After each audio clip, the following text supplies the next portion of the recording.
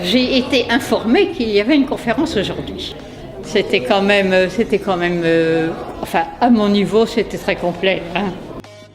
On a mis en place ces conférences de manière à créer de nouveaux partenariats, se faire connaître des communes.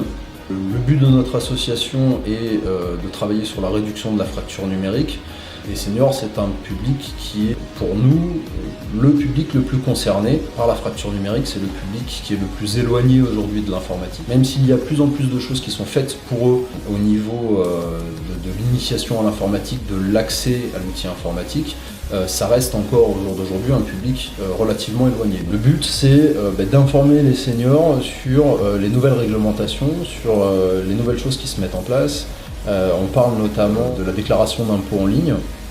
On leur amène un certain nombre d'explications sur ce qui va bientôt devenir obligatoire, puisqu'en 2018, il sera obligatoire de déclarer ses impôts en ligne. Il faut que les gens soient en capacité de le faire. Donc nous, on amène un certain nombre de réponses à ces personnes via les conférences. On leur parle aussi de toutes les choses qui peuvent être faites en ligne, comme par exemple la sécurité sociale, comme par exemple la caisse de retraite, la banque en ligne. Quelles sont les bonnes pratiques pour l'achat sur Internet, protéger son ordinateur, protéger sa navigation sur Internet, quels sont les risques potentiels et surtout comment s'en protéger. Notre discours se veut rassurant sur le mode de fonctionnement sur Internet d'une façon générale.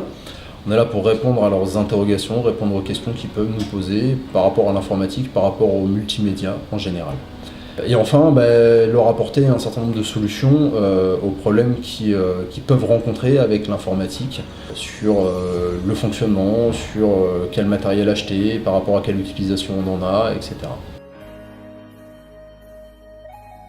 On parle aussi de communiquer sur Internet, c'est une question qui revient souvent. C'est un très bon moyen de rompre l'isolement. On passe en revue les différents supports de communication. On parle aussi bien des réseaux sociaux que de communiquer en vidéoconférence ou tout simplement de la façon d'envoyer un mail et de la façon dont fonctionne une boîte mail.